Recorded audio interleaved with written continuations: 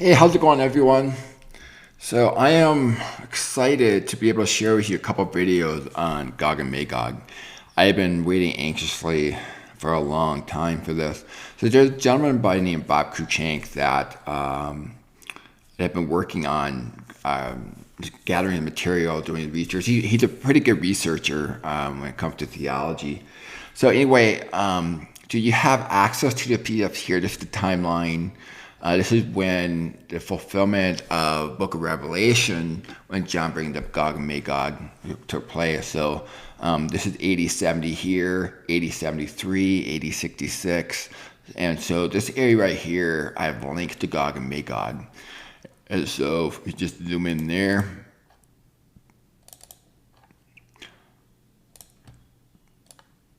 So I have one article by Mike Sullivan, and then the two video links here are by Bob Cruikshank. So if you just click on, and let me just zoom in, make sure, I can't zoom in any further. If you actually download the PDF, you can actually zoom in better. But so I'm going to click on part one here, so you can watch on your own time. So this part one, they're each about an hour long, and there's a lot of names he goes over, but he helps you understand the historical context from Ezekiel chapter 38 and 39, how it's fulfilled in Esther. And so that's part one there. And then the part two, you just click on this and it'll bring you to this one. So you can just go to Berean Bible Church on YouTube, their channel, and you can find it there as well if you want to do it that way as well. So yeah, so he put a lot of time and effort in this and trying to get the historical context, what it meant to the original people at the time, the history behind it. And so yeah, so I highly recommend it. I've been waiting for it for a long time. And then this article here, I have a disclaimer. This article by Mike Sullivan, if you click on it, it'll bring you up the article. Oops. Yeah, on the left side. I actually clicked over here, but you have to click on the left side, and that should bring up the article. So yeah, so this is a good article, but I see there's a problem with it. The problem is Mike Sullivan believes that, and this is not why I'm bringing this up, but he believes that the annual 70 weeks started around 420 BC and ended in AD 70. Yeah, right here, 420 BC. This is all false. Okay, this is not accurate. But just put that aside. It's a good article. Okay, did a good job with that. It's the annual 70 weeks started in the Gregorian calendar 457 BC, not 420 BC. All right, and yeah, so basically, the annual 924 is fulfilled inside that 70th week and within the 40-year period after. So basically, the annual 70th week was from AD 26 to AD 33, and you add 40 years to that you end up with AD 66 to AD 73. So some was fulfilled in that 70th week. Some the process started during that 70th week. And it's still with us to this day, like bringing everlasting righteousness. That's still with us today, although it's fulfilled without Israel in AD 73. But yeah, so that's my view on it. But Mike Sullivan's view, he thinks that the sealing of vision prophecy, which occurred in AD 66, so I agree with him. He thinks that had to happen inside the 7th week. So he has shifted the whole thing over.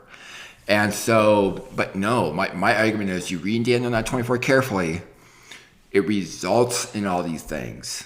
Okay, it's to establish these things. Okay, so it's due to the 70th week, it results in all these things happening within the 40-year period.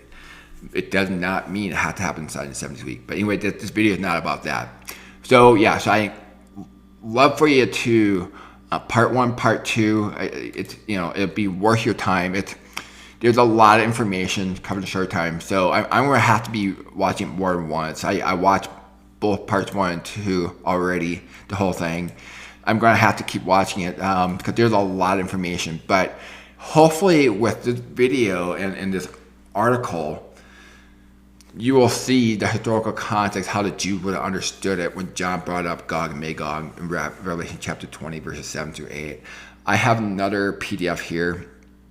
This is more of a simplified version of the timeline, a very simplified version.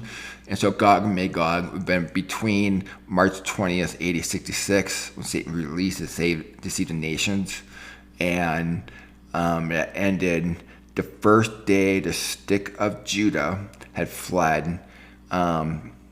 So they fled on Thursday afternoon, April 10th, AD 70. So April 11th was their first day in the wilderness. That was the first day countdown of Revelation 12:6 to 1260 days. And that brings us to their last day, which was Tishri 5 of AD 73, or September 22nd of AD 73, Hebraic versus Gregorian.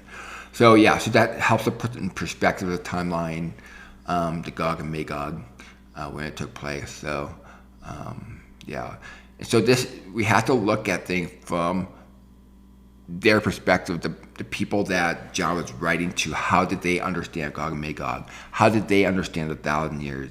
How did they understand all this stuff? I mean, try to look at things from their perspective. Then we get to author's intent, and that's why hermeneutics is so important. And that's what this channel is all about. I'm really big on hermeneutics. Fortunately, the large majority of Christians don't really care. It is what it is. But yeah, this chart here actually helps get a better understanding. Here, John, when he sees the vision, this is the eyeball here. So John's peripheral vision of Revelation 20, verse 4. So he's looking ahead, and he walked through step by step, Revelation chapter 20, verse 4. This is where the eyeball would have been. He'd been looking this direction, and his eye would have swept down this direction and then back up.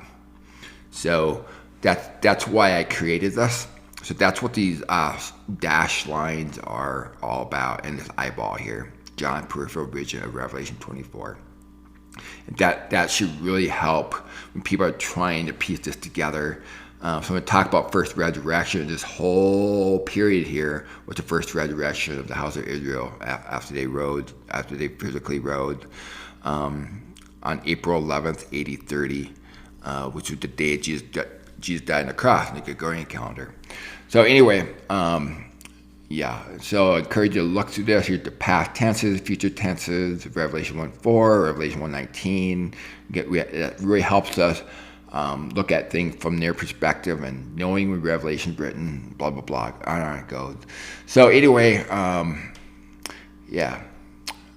So yeah, Ezekiel chapter 37, 1 through 14 is the framework for Revelation 20. John picks up where Ezekiel left off in terms of the vision already. So yeah, anyway, there you have it. Lots of material.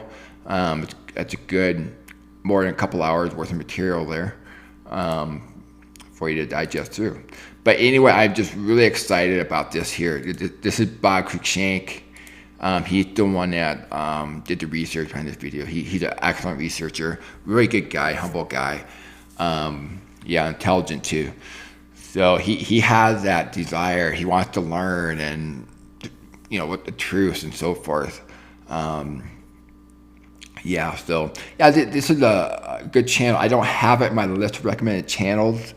The reason I don't, because there are some issues, okay, but overall they're pretty good. But I cannot get myself to add them to the list of recommended channels, though. Really close. So anyway, well, thank you very much, and hope you enjoyed the material. I'll have a link to the PDF here, and I'll have a separate link for each of these two videos as well.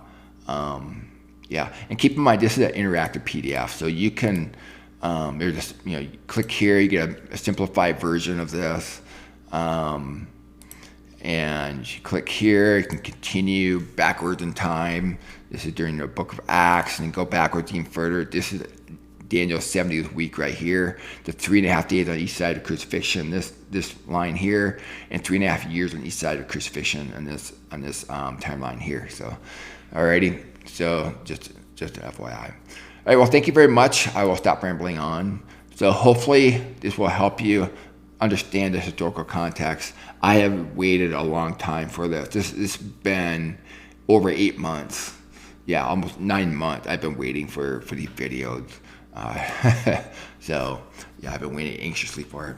Anyway, hope you enjoy the videos, and I'd love to hear your thoughts. If you want to share your thoughts in the comments below.